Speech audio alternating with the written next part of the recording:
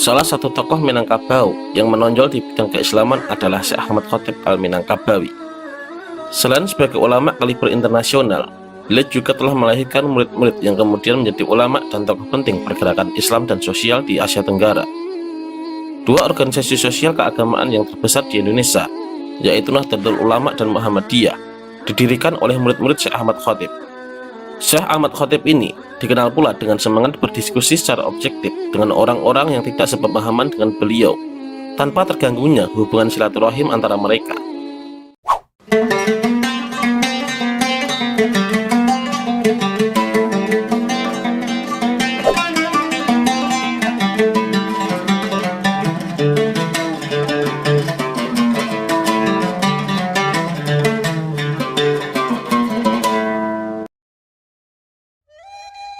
Nama lengkap Syekh Ahmad Khatib Al-Minangkabawi adalah Ahmad Khatib bin Abdul Latif bin Abdurrahman bin Abdullah bin Abdul Aziz Al-Khatib Al-Jawi Al-Maliki Asy-Syafi'i Al-Minangkabawi. Beliau lahir pada hari Senin tanggal 6 Dzulhijjah tahun 1276 Hijriah atau 1860 Masehi di Kota Tuwu, Balai Gurah, Kecamatan 4, Anggrek, Gadung Bukit Tinggi. Ayahnya, Buya Abdul Latif, merupakan seorang ulama mumpuni di zamannya. Sementara ibunya bernama Limba Urai, asal Kota Tuwu, Balai Gurah. Dari pihak ayah, beliau memiliki hubungan dengan Haji Agus Salim. Sedangkan dari pihak ibu, beliau bersaudara dengan Haji Tahir Jalaluddin, seorang ulama falak yang menetap dan meninggal di Malaysia. Kemudian, melihat silsilahnya, Syekh Ahmad Khatib memiliki hubungan dengan Tuanku Nantuwo, seorang guru dari para pejuang dan ulama-ulama Padri. Syekh Ahmad Khatib menikah dengan Khadijah, putri dari Muhammad Saleh Kurdi, seorang pemilik toko buku di kota Makkah. Muhammad Saleh Kurdi sangat tertarik dengan Ahmad Khatib sehingga mengangkatnya menjadi seorang menantu. Tidak beberapa lama, Khadijah meninggal dunia dengan meninggalkan seorang anak bernama Abdul Karim. Muhammad Saleh Kurdi sangat simpati dengan Ahmad Khatib, terutama karena kerajinan, ketekunan, kepandaian, dan penguasaannya terhadap ilmu agama serta kesahihannya. Maka Saleh Kurdi menikahkan Ahmad Khatib dengan anak keduanya, yaitu Fatimah. Pernikahannya yang kedua ini memberinya 3 orang anak, yaitu Abdul Malik, Abdul Hamid, dan Khadijah.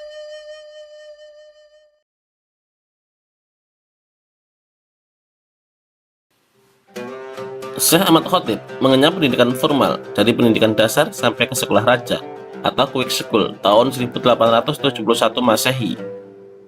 Kemudian, pengetahuan agama termasuk menghafal Al-Quran diperoleh melalui ayahnya, Syekh Abdul Latif. Pada tahun 1287, Ahmad Khatib bersamanya ayahnya Abdul Latif, kakeknya Syekh Ahmad Abdullah, dan pamannya Abdul Ghani berangkat ke kota Makkah untuk menunaikan ibadah haji. Setelah melaksanakan ibadah haji, Ahmad Khatib tidak ikut serta dengan orang tuanya kembali ke Sumatera Barat dan tetap tinggal di Makkah dengan maksud untuk menuntut ilmu agama dan hafalan Al-Quran dari para ulama-ulama di Masjidil Haram. Sebagian penulis menyebutkan bahwa Syekh Ahmad Khatib tidak pernah lagi menginjakkan kaki di kampung halamannya setelah perjalanan haji yang pertama tersebut. Namun catatan pribadi Syekh Ahmad Khatib menyebutkan bahwa atas permintaan dari ibunya yang rindu kepadanya, maka Syekh Ahmad Khatib kembali ke kampung halamannya pada tahun 1292 Hijriah. Setelah lebih dari 1 tahun tinggal di Indonesia, Syekh Ahmad Khatib mendapatkan kesempatan kembali untuk berangkat ke Makkah untuk kedua kalinya. Semangat menuntut ilmunya kembali bergelora, meskipun selama di Indonesia, beliau tetap menuntut ilmu kepada Tuanku Nan Mudu dan menuntaskan membaca buku matan Al-Minhaj, Tafsir Jalalain dalam 5 juz.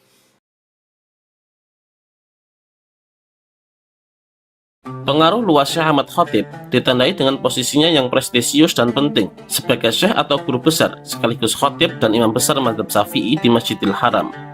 Jabatan tersebut mencakup kawasan wilayah Hijaz, sebuah kepercayaan yang sangat langka untuk orang non-Arab.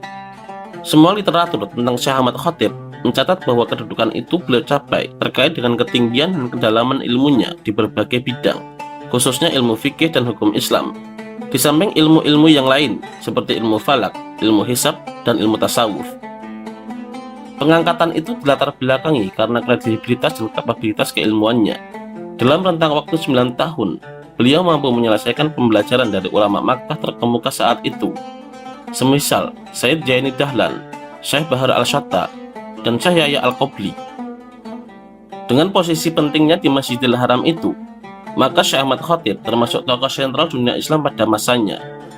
Beliau menjadi bagian dari jaringan ulama Haramain yang berperan penting dalam penyebaran gagasan-gagasan keilmuan dan pembaharuan ke seluruh dunia Islam. Transmisi keilmuan dan pembaharuan terjadi lewat para jamaah haji, baik yang mukim hingga bertahun-tahun maupun yang hanya berguru beberapa waktu menjelang pulang ke tanah air. Bersama para murid ini, ulama-ulama besar termasuk Syekh Ahmad Khatib membentuk komunitas ilmiah kosmopolitan di Haramain.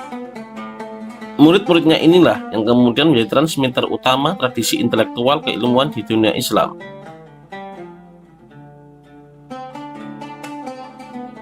Kebesaran Syekh Ahmad Khatib dalam skala internasional ini tidak hanya di Haramain, tetapi melebar ke Jazirah Arab, bahkan lebih luas lagi. Ini terbukti ketika pemerintah Tunisia menganugerahinya dengan gelar Bey Tunis, semacam gelar doktor honoris causa dalam masa kini. Gelar itu lazimnya diberikan kepada bangsawan Tunisia bagi pengembangan ilmu pengetahuan. Pengaruh Syekh Ahmad Khatib juga sangat besar di kawasan Semenanjung Malaya, yakni Malaysia dan Singapura. Kemudian, pengaruh Syekh Ahmad Khatib dalam skala nasional sangatlah besar. Sebagian besar ulama pembaharu di berbagai wilayah Indonesia pada awal abad 20 adalah murid beliau. Syekh Ahmad Khatib juga disebut-sebut sebagai Bapak Reformasi Islam Indonesia dan merupakan ulama Nusantara di Mekah yang mengilhami gerakan agama di Indonesia dan mendidik banyak ulama yang kemudian berperan penting di Indonesia. Semua orang Indonesia yang naik haji ketika Syekh Ahmad Khatib masih hidup pasti akan mengunjungi beliau. Hal yang menarik dari pengaruh Syekh Ahmad Khatib di Nusantara adalah bahwa meski beliau sendiri secara pribadi memegang teguh dan kokoh pada pendiriannya, bahkan keras atas beberapa persoalan keagamaan seperti soal tarekat, tetapi murid-muridnya ternyata memiliki pendapat yang berbeda dengan Syekh Ahmad Khatib sendiri. Menurut Burhanuddin Daya, beliau telah melahirkan ulama-ulama penggerak kegiatan berijtihad, baik yang mengobarkan gerakan pembaharuan pemikiran Islam maupun ulama-ulama yang mempertahankan tradisi ataupun kearifan lokal. Menurutnya, Syekh Ahmad Khatib tidak menanamkan sifat taklid kepada para muridnya. Para murid-muridnya diberi kebebasan dan bahkan dianjurkan untuk mempelajari karya-karya Muhammad Abduh dan Al-Afghani yang merupakan seorang ikon reformer dunia Islam yang secara garis besar tidak sepemahaman dengan Syekh Ahmad Khatib sendiri. Dengan begitu, maka sangatlah wajar jika kemudian hari murid-muridnya memiliki dan mengembangkan corak pembaharuan keagamaan yang beragam.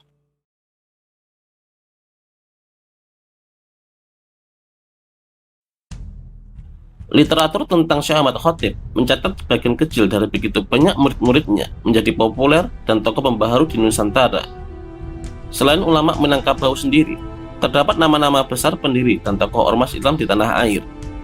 Di antara murid-murid beliau yang masyhur adalah Kiai Haji Ahmad Dahlan, pendiri Muhammadiyah; Kiai Haji Hasyim Asy'ari, pendiri Nahdlatul Ulama; Haji Abdul Halim Majalengka, pelopor pembaharu Islam Jawa Barat, pendiri Hidayatul Qulub; Syekh Abdul Hamid, ulama yang masyhur di Mandailing; Syekh Hasan Maksum, mufti Kesultanan Perak; Syekh Muhammad Nur, mufti Kerajaan Langkat; Syekh Abdullah Saleh, mufti Kesultanan Johor; Syekh Muhammad Zain, mufti Kerajaan Perak; Haji Muhammad Nur Ismail, kadi Kerajaan Langkat; Syekh Mustafa Purba, pendiri Pesantren Syafi'iyah Purba Baru; Syekh Abdurrahman Siddiq dan Muhammad Alif Al-Banjari, mufti Kerajaan Indragiri; Haji Muhammad Basyuni Imron, Maharaja Imam atau Hakim atau Kepala Urusan Agama Kerajaan Sambas.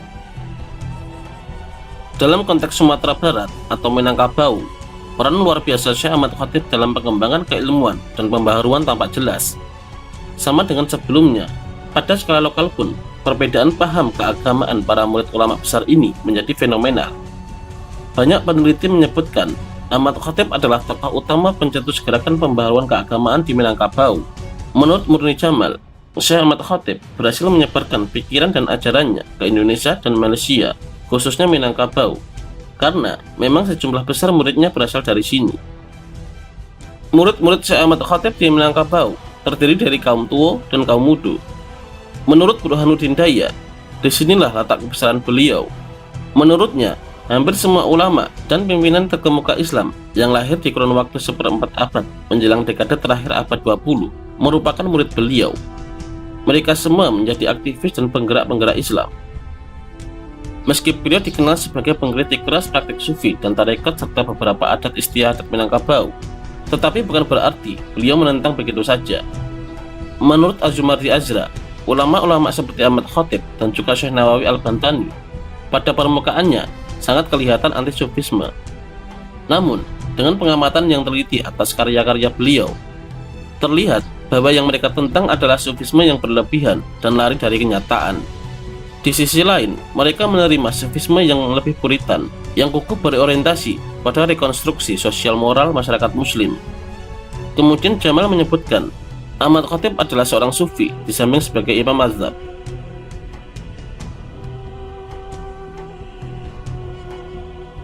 Syekh Ahmad Khatib Al-Minangkabawi merupakan ulama yang produktif dalam melahirkan kitab-kitab keilmuan. Di antara karya-karya beliau, banyak kitab-kitab yang menggunakan bahasa Arab dan bahasa Melayu.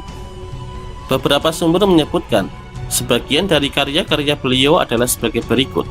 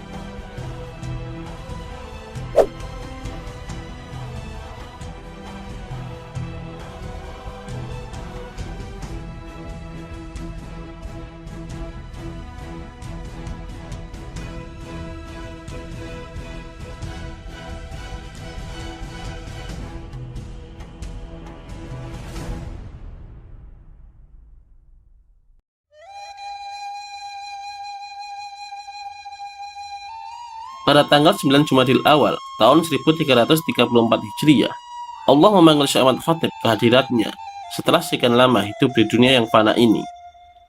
Beliau wafat setelah mencetak kader-kader atau ulama yang membawa pembaharuan serta kemajuan dalam bidang keilmuan agama Islam, khususnya di Indonesia. Jasadnya memang telah tiada, namun kehadirannya seakan-akan masih bisa kita rasakan karena keilmuan dan peninggalan-peninggalannya berupa murid-muridnya yang terus memperjuangkan misi-misinya dan terutama karya-karya ilmiahnya yang masih terus kita baca hingga hari ini. Semoga Allah menempatkan beliau di sebaik-baiknya tempat bersama para kekasihnya. Wallahu a'lam bishawab.